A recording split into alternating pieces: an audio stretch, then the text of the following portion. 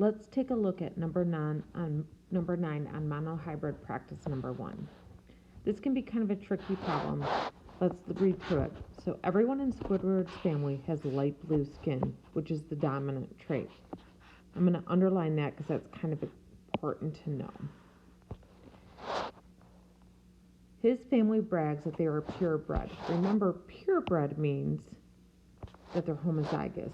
So if they're homozygous for light blue, and light blue is a dominant trait, that means they're going to have 2 big B's. Okay.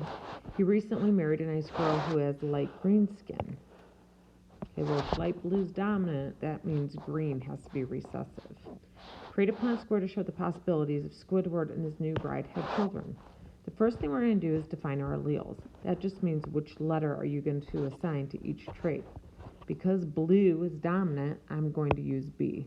So big B will be blue, which is what Squidward is, and little b will be green.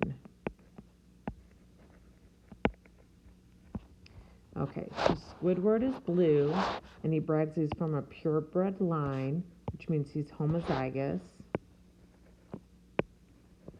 And his wife is light green, and if that's recessive, that genotype is always easy, because the only way to show the recessive trait is to have 2 little b's, to be homozygous recessive.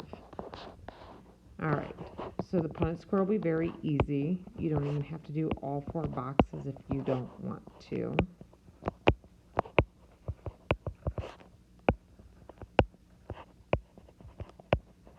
All right, all of the offspring are heterozygous. So 4 out of 4, or 100% of the offspring are heterozygous. Big B, little b.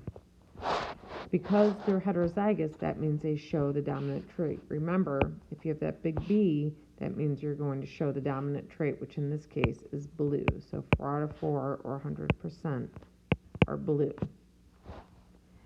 Are these purebreds? No. The offspring are hybrids.